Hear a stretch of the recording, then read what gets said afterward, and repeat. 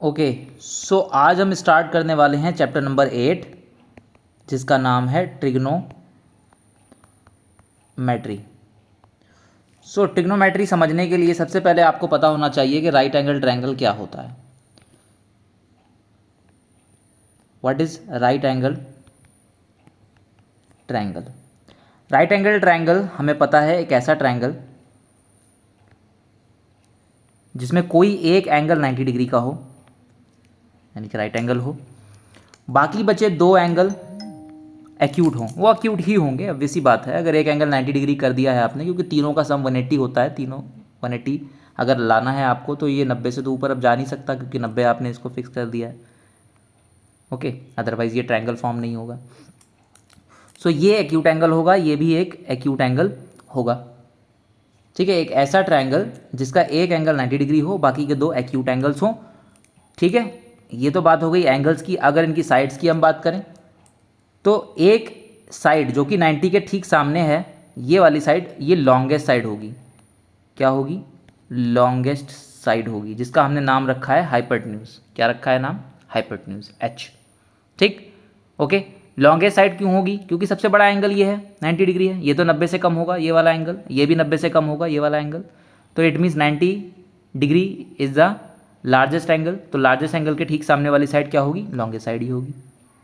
Okay, अब बची दो साइड्स, एक ये साइड, तो इसमें इसको हम परपेंडिकुलर बोल देते हैं और इसको हम बेस बोल देते हैं अभी फ़िलहाल के लिए। ठीक है, इतनी जानकारी हमारे पास है। नाउ अब हमें एक और रिलेशन पता है, पाइथागोरस थ्योरम।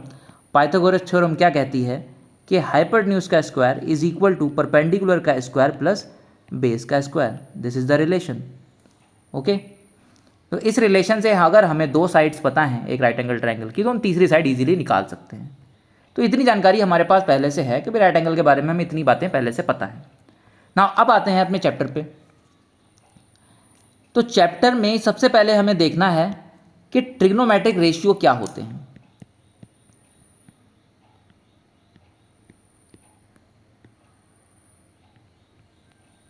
सो ट्रिग्नोमेट्रिक रेशियोज क्या होते हैं ये हमें देखना है। तो ट्रिग्नोमेट्रिक रेशियोज बेसिकली ये एक राइट एंगल जो आपने बनाया है, इसके अंदर तीन साइड्स हैं, एक परपेंडिकुलर, एक बेस। ये वाली साइड बेस है, ये वाली साइड परपेंडिकुलर है, ठीक है, और ये वाली साइड आपकी हाइपोटेन्यूज है। ओके, ठीक। तो इनका जो रेशियो है, यानी कि परपेंडिकुलर अपॉन हाइपोटेन्यूज मतलब P by H, base upon hypotenuse यानी B बाई एच, ठीक है ना, या परपेंडिकुलर अपॉन बेस यानी कि P बाई बी। तो ये जो रेशियो हैं साइड्स के, इनको हमने नाम दिया ट्रिग्नोमेट्रिक रेशियो। ओके, कौन कौन से ये ट्रिग्नोमेट्रिक रेशियो हैं? पहला जो ट्रिग्नोमेट्रिक रेशियो है वो है साइन थीटा। थीटा क्या है? एंगल है। कौन सा एंगल? ये वाला एंगल ले लो या ये वाला एंगल ले लो, कोई सा भी मान सकते हैं इसमें। चाहे इसको थीटा मान लो, चाहे इसको थीटा मान लो, किसी को भी थीटा मान लो, हम इसको मान लेते हैं थीटा। ये आपकी चॉइस है। ठीक है, क्लियर? तो साइन थीटा हमने किसको माना है? इसको माना है। और थीटा के ठीक सामने वाली साइड हमेशा आपको नाम देना है उसको परपेंडिकुलर। वैसे तो आपके पास चॉइस है कि hypotenuse is fix, hypotenuse is the longest side, वो तो फिक्स है, वो तो एक ही होगी, वो तो आप सबको सब एग्री करेंगे उस पर कि हाँ ये हाइपोटेन्यूज है, दिस साइड इज हाइपोटेन्यूज। हर कोई बोलेगा कि हाँ भाई ये हाइपोटेन्यूज है। बट परपेंडिकुलर और बेस में आर्ग्यूमेंट हो सकता है। कोई बच्चा कहता है कि ये परपेंडिकुलर है, कोई बच्चा कहता है कि जी नहीं ये परपेंडिकुलर नहीं है, मैं उधर से देख रहा हूँ तो ये परपेंडिकुलर है, ये बेस है। दोनों ही अपनी जगह पे ठीक हैं। बट ट्रिग्नोमेट्रिक रेशियो जब आप निकाल रहे हैं और आपने एक थीटा को फिक्स कर दिया, तब आपके लिए इसके सामने वाला जो साइड है, इस थीटा के सामने वाली साइड है, वही परपेंडिकुलर आपको लेनी है। ओके, तो परपेंडिकुलर क्या लेना है वो किस पर डिपेंड कर रहा है कि आपका ट्रिग्नोमेट्रिक रेशियो में थीटा क्या है, एंगल क्या है, कौन सा एंगल है। ठीक, इस केस में अगर हम ए बी सी की बात करें, this is A, this is B, this is C, तो अगर किसी ने सी को एंगल लिया है यानी कि साइन सी निकाल रहा है, उसके लिए ए बी परपेंडिकुलर हो जाएगा। अगर कोई साइन ए निकाल रहा है तो उसके लिए, अगर ये थीटा है तो उसके लिए बी सी परपेंडिकुलर हो जाएगा। ठीक, क्लियर? यहाँ तक क्लियर? यहाँ तक कोई डाउट नहीं? ओके, आगे बढ़ते हैं। तो पहला ट्रिग्नोमेट्रिक रेशियो जो है वो है साइन थीटा, और इसका फॉर्मूला आपको याद रखना है। वो क्या होता है?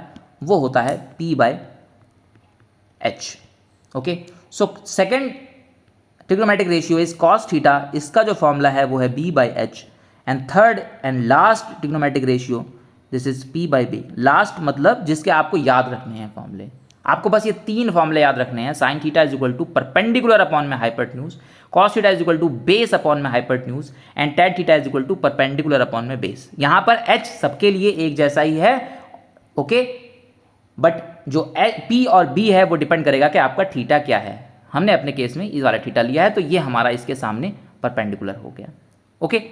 अब उसके अलावा भी ट्रिग्नोमेट्रिक रेशियो हैं, 3 और हैं। साइन का उल्टा यानी कि cosec theta is h by P, इसको उल्टा कर दीजिए, इसको उधर ले जाइए, इसको नीचे लेके आइए, तो आपका नया फॉर्मूला बन गया, और ये ट्रिग्नोमेट्रिक रेशियो का नाम हमने दिया cosec theta. Similarly cos theta के फॉर्मूले को अगर आप उल्टा करते हैं तो आपको मिलता है sec theta, this is h by B. Similarly अगर आप टेन थीटा के फॉर्मूले को उल्टा करते हैं तो आपको मिलता है cot theta, this is b by p, okay. So ये आपके टोटल 6 फॉर्मूले हैं जो आपको याद रखने हैं, ओके, क्लियर। तो ये 6 फॉर्मूलेज आपको याद रखने हैं कि भाई sine theta is equal to P by H, cos theta is equal to B by H, tan theta is equal to P by B, cosec theta उल्टा इसका साइन थीटा का, साइन थीटा है पी बाई एच तो cosec theta है H by P, cos theta B by H है तो sec theta H by B, tan theta P by B है तो cot theta B by p, okay, ठीक है भाई। और आपको ये फॉर्मूला याद रखना है कि पाइथागोरस थ्योरम के अंदर H square is equal to P square plus B square होता है, यानी कि 2 साइड अगर गिवन है तीसरी साइड हम यहाँ से निकालेंगे। और तीसरी जो चीज़ आपको याद रखनी है कि परपेंडिकुलर और जो बेस है वो किस पर डिपेंड कर रहा है कि आपको कौन सा लेना है। एच तो फिक्स है, वो तो आपको पता है कि 90 के सामने वाली साइड है, 90 डिग्री के सामने वाली साइड है वो एच होगी, ठीक है। लेकिन पी और बी में आर्गूमेंट ना हो, इसलिए आपको क्या करना है, आपको पहले देखना है कि थीटा क्या है आपका, जो भी थीटा है उसकी लोकेशन क्या है। 2 एंगल हैं आपके, या तो ये थीटा होगा या फिर ये थीटा होगा। तो अगर ये थीटा है तो ये पी हो जाएगा, इस साइड इस पी। अगर ये थीटा है तो ये वाली साइड बी ना होकर ये वाली साइड पी हो जाएगी।